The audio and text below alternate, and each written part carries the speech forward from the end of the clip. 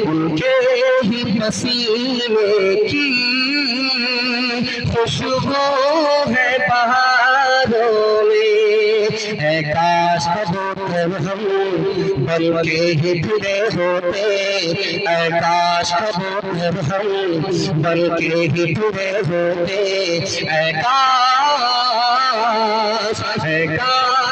कबूतर हम बन के ही फिरे होते, है काश कबूतर हम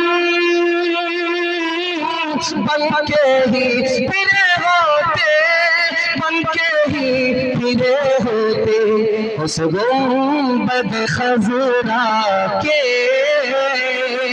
पुरकैफ मनारों में।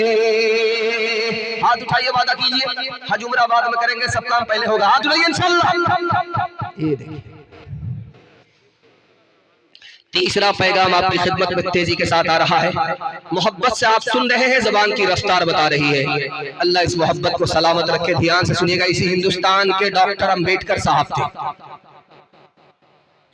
दुनिया से चले गए।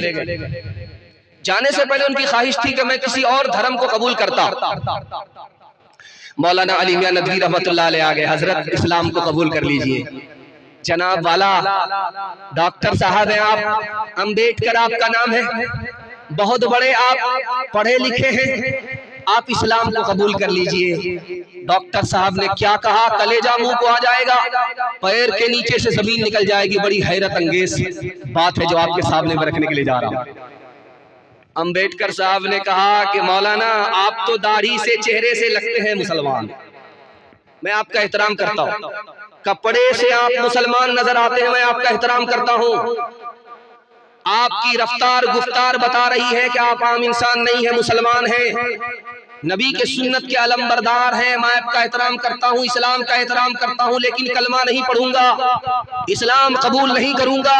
मौलाना ने कहा कि अजीब बात, आप एहतराम है लेकिन कलमा क्यों पढ़ना नहीं चाहते, इस्लाम क्यों कबूल नहीं करना चाहते? तो अंबेडकर साहब ने कहा कि मुझे हिंदुस्तान के 90% मुसलमान ही नहीं नजर आते, इसलिए मैं इस्लाम कबूल नहीं करना चाहता। बाप आया दौड़ा दौड़ा, फूल का माला लेकर के बेटी के गले में डाल दिया। सुभान अल्लाह। बेटी ने कहा अब्बा हुजूर कौन सी खुशी हुई कि आपने माला मेरे गले में डाल दिया? कहा बेटी रिश्ता मिल गया, लड़का सोनार है, सोने की दुकान है, तुमसे रिश्ता होगा, तुमको बीवी बनाएगा, जेवर पहनाएगा, बेटी मुबारक हो, रिश्ता मिल गया। तो बेटी ने कहा अब्बा हुजूर मेरी एक शर्त है, पहले लड़का के बारे में बताओ कि लड़के के सर पर टोपी रहती है। कहा कि अब बेटी जुमा जुमा, उसके बाद जी।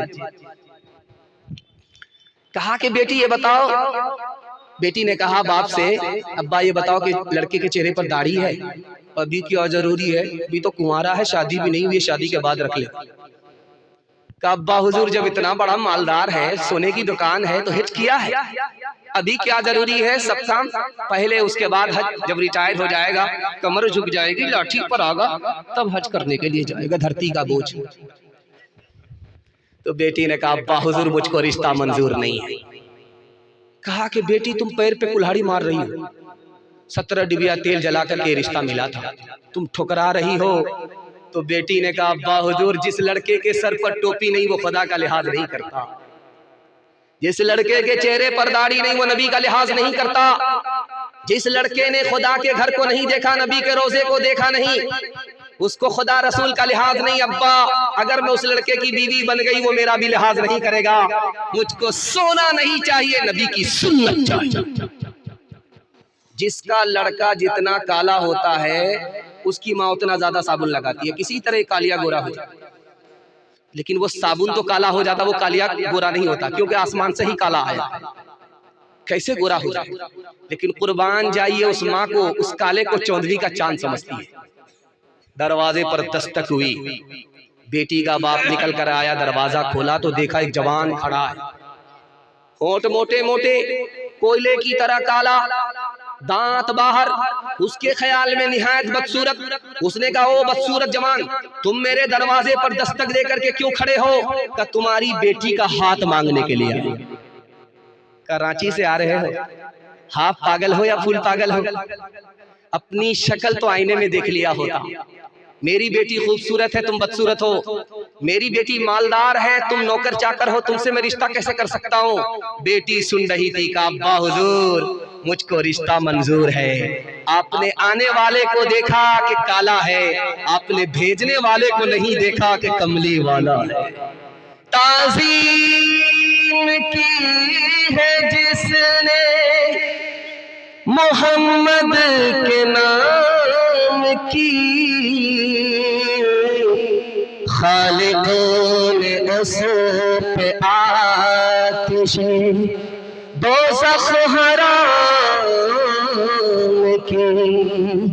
तेरे मकाम का तो खुदा ही को इल्म है,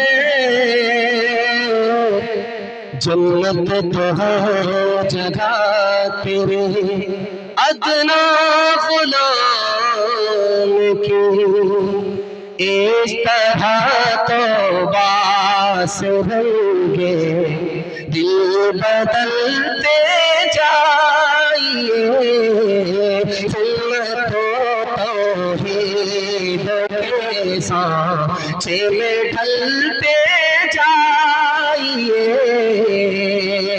जन्नतुल फिरदौस में जाने की ख्वाहिश हो अगर, जन्नतुल फिरदौस में जाने की ख्वाहिश हो अगर, जन्नतुल फिरदौस में जाने की ख्वाहिश हो अगर, नक्श पाए मुस्तफा पर आप चलते जाइए, नक्श पाए मुस्तफा पर आप चलते जाइए।